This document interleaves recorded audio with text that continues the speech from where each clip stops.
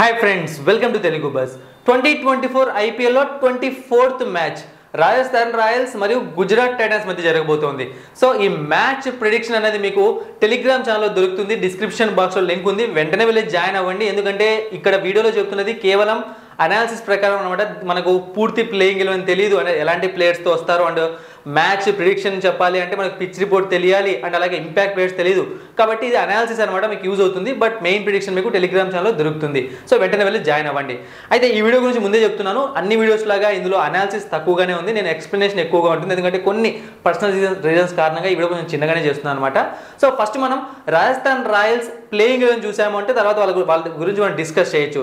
So Yashasvi Jaiswal, Jos Buttler, Sanju Samson, Riyan Parag, Dhruv Jurel, Shimron Hetmyer, Ravichandran Ashwin, Trent Boult, Avesh Khan, Nandre Burger, Yuzvendra Chahal, impact ప్లేయర్గా సందీప్ శర్మ లేకుంటే శుభం Dubey. So Sandeep Sharma ఫిట్గా ఉన్నాడంటే ఖచ్చితంగా ప్లేయింగ్ ఎలెవెన్లోకి డ్యామ్ షూర్గా వచ్చేస్తాడు. గత 2 మ్యాచ్లు మిస్ అయిపోయాడు. సో రాజస్థాన్ రాయల్స్ గురించి ఏం చెప్పాలి అంటే భయంకరమైన ఫామ్లో ఉన్నారు వీళ్ళ టీంలో వాళ్ళందరూ. అంటే జాస్ బట్లర్ ఫామ్లో లేడు అనుకుంటూ ఉంటుంది. సో ఆర్సీబీ మ్యాచ్తో అతను ఫామ్లోకి వచ్చి సెంచరీ చేశాడు. సో ఇక మిగతా టీమ్స్కి చుక్కలే. ఇక యశస్వి జైస్వాల్ దగ్గర నుంచి ఒక మంచి నాక్ అవసరం అనమాట. అది టీం కోసం మాత్రమే కాదు, తన పర్సనల్కి కూడా. ఎందుకంటే T20 వరల్డ్ కప్ స్క్వాడ్ని అనౌన్స్ చేసే ముందు ఐపీఎల్ పర్ఫార్మెన్స్ చూస్తారు యంగ్ ప్లేయర్స్ అందరివి. సో మరి యశస్వి జైస్వాల్ ఎలా ఆడతాడో చూడాలి. ఇక సంజు శాంసన్ ఫామ్లో ఉన్నాడు.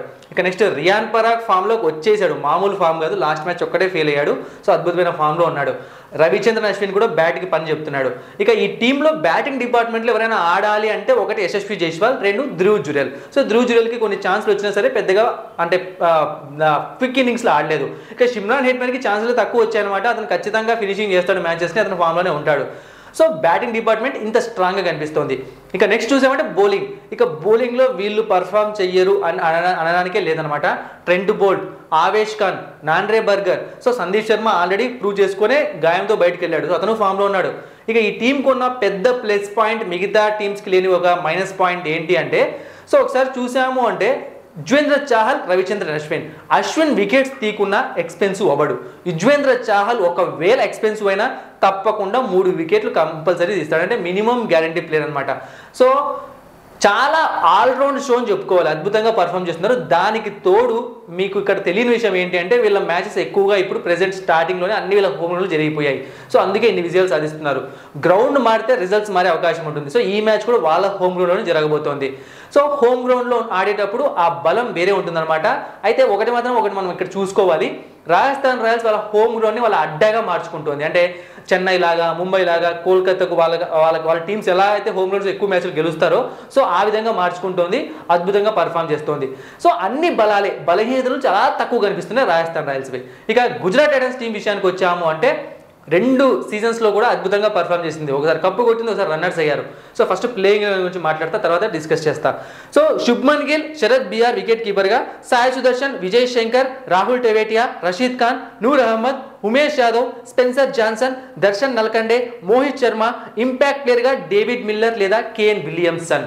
సో ఈ టీంకున్న అతిపెద్ద ప్రాబ్లం టీంలో భారీ హిట్టర్స్ లేకపోవడం. ఎందుకంటే లాస్ట్ మ్యాచ్ అప్పుడు కూడా చెప్పినాను అనమాట, శుభ్మన్ గిల్ భారీ హిట్టర్ కాదు, మంచిగా పర్ఫామ్ చేసి తర్వాత స్ట్రైక్ రేట్ని పెంచుకుంటాడు.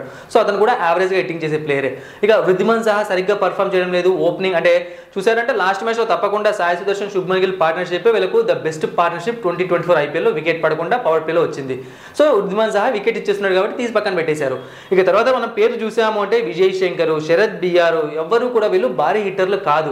రాహుల్ టెవేట్ అని చాలా మంది భారీ హిట్టర్ అనుకుంటారు, అతను భారీ హిట్టర్ కాదు. అందుకే చూసారా మీరు, అతన్ని ఎంత ప్రాబ్లమ్స్ ఉన్న టీంలో అంటే వికెట్స్ పడిపోతున్నా సరే 15 ఓవర్స్ తర్వాత అతన్ని బ్యాటింగ్ పంపిస్తారు. ఎందుకంటే అతను ఆ తర్వాత వచ్చి హిట్టింగ్ చేసే ఒక పించ్ హిట్టర్ కానీ ఫస్ట్ నుంచి హిట్టింగ్ చేస్తూ ఎక్కువసేపు క్రికెట్ నిలబడే ప్లేయర్ కాదు.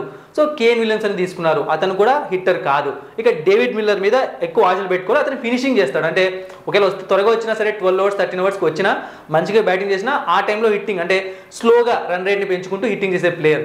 సో ఈ టీంలో వీళ్ళు ఖచ్చితంగా అద్భుతంగా పర్ఫామ్ చేస్తారు, హిట్టింగ్ చేస్తారు, భయం లేదనే వాళ్ళు చాలా తక్కువ మంది ఉన్నారు. సో ఆ వీక్ పాయింట్ని అన్ని టీమ్స్ పట్టేసుకున్నాయి అనమాట. లాస్ట్ 2 సీజన్స్ వీళ్ళు బాగా పర్ఫామ్ చేసినా ఈసారి తేలిపోతున్నారు.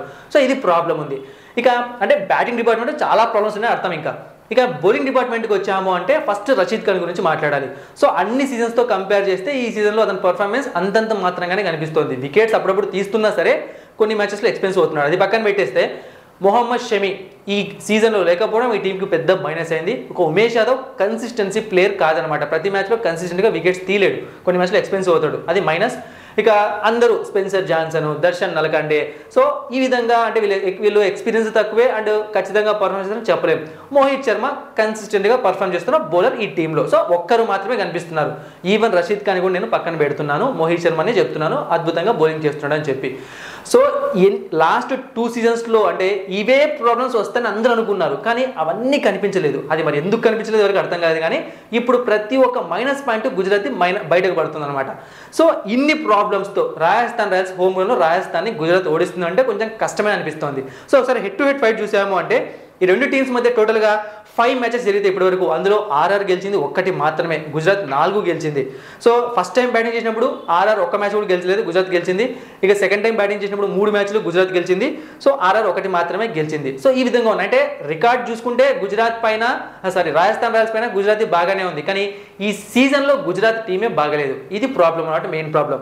ఇక ఈ మ్యాచ్ జరుగుతుంది సవాయి మాన్సింగ్ స్టేడియంలో, రాజస్థాన్ హోమ్ గ్రౌండ్ ఆల్రెడీ చెప్పాను. సో ఇక్కడ పిచ్ ఎలా ఉంటుంది అంటే 2 పేస్డ్ వికెట్ అనమాట. మీరు లాస్ట్ మ్యాచ్ సరే తీసుకున్నా సరే ఒకసారి అంటే మెజర్ చేయడానికి స్టార్టింగ్లో ఆర్సీబీ బ్యాటింగ్ చేసింది, కొంచెం ఇబ్బంది పడింది, ఖచ్చితంగా ఇబ్బంది పడింది. స్టార్టింగ్ ఒక 10 ఓవర్స్ వాళ్ళ రన్ రేట్ అనేది అంతంత మాత్రమే పోయింది, కొంచెం ఇబ్బంది పడింది. కానీ తర్వాత రాజస్థాన్ బ్యాటింగ్ వచ్చాక పూర్తిగా బ్యాటింగ్ అనుకూలించింది. ఇది 2 పేస్డ్ వికెట్, ఒక్కొక్కసారి ఒకలా ఉంటుంది. అండ్ ఇంకొక విషయం ఏంటి అంటే ఈ గ్రౌండ్ అనేది ఎక్కువగా ఫాస్ట్ బౌలర్స్కే బాగా అనుకూలిస్తుంది కంపేర్ టు స్పిన్నర్స్. అండ్ రెండు టీమ్స్లో చూసాము అంటే ఖచ్చితంగా రాజస్థాన్ రాయల్స్ ఫాస్ట్ బౌలర్సే ఎక్కువ ఫామ్లో కనిపిస్తున్నారు నాకైతే. ఇక నెక్స్ట్ మంచి బ్యాటింగ్ వికెటే, 2 పేస్డ్ అయినప్పటికీ కూడా సో అంటే ఏదో ఒక ఇన్నింగ్స్లో మంచిగా పర్ఫామ్ చేస్తుంది అనమాట. ఒక 180, 190 స్కోర్ కూడా ఈజీగా రీచ్ అవ్వచ్చు, కొన్నిసార్లు అది కూడా రాదు, అందుకే 2 పేస్డ్ అని చెప్తూ ఉంటాము. సో ఇంకొకటి ఏంటి అంటే ఈ గ్రౌండ్లో ఎక్కువగా చేసింగ్ చేసిన టీమ్సే గెలుస్తాయి, కానీ రాజస్థాన్ రాయల్స్ ఏం చేసింది ఈసారి స్టార్టింగ్లో ఫస్ట్ బ్యాటింగ్ చేసినప్పుడు గెలిచింది, తర్వాత లాస్ట్ మ్యాచ్లో అయితే చేసింగ్ చేసి కూడా గెలిచింది. అంటే 2 విధాలుగా వాళ్ళు ప్రిపేర్ అవుతున్నారు ఆ గ్రౌండ్లో ఎలా ఆడాలి అని చెప్పి. సో ఈ విధంగా ఉంది టోటల్గా అనాలిసిస్ అనేది 2 టీమ్స్కి సంబంధించింది. బట్ ఈ మ్యాచ్లో ఎవరికి గెలుస్తారు చూడండి ఫ్రెండ్స్. ఈ ప్రిడిక్షన్ ఫైనల్ కాదు, ఫైనల్ ప్రిడిక్షన్ మీకు టెలిగ్రామ్ ఛానల్లో దొరుకుతుంది, డిస్క్రిప్షన్ బాక్స్లో లింక్ ఉంది, వెంటనే వెళ్ళి జాయిన్ అవ్వండి. ఇది అనాలిసిస్ ప్రకారం ఒక ఒపీనియన్ చెప్తున్నాను. ప్లేయింగ్ ఎలెవెన్ చూశాక, పిచ్ రిపోర్ట్ చూశాక, ఇంపాక్ట్ ప్లేయర్ని అందరినీ చూశాక ఒక మెయిన్ ప్రిడిక్షన్ ఇవ్వడానికి నేను ట్రై చేస్తాను టెలిగ్రామ్ ఛానల్లో. సో నాకు తెలిసినంత వరకు చెప్తున్నా కదా, బ్యాటింగ్ డిపార్ట్మెంట్లో చాలా ప్రాబ్లమ్స్ కనిపిస్తున్నాయి గుజరాత్వి.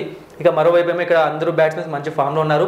బౌలింగ్ డిపార్ట్మెంట్ పేస్కి బాగా అనుకూలించే పిచ్ పైన ఇక్కడికన్నా అక్కడే మంచి పేసర్స్ ఉన్నారు, అంటే క్వాలిటీ పేసర్స్ ఎక్కువ కనిపిస్తున్నారు నాకైతే.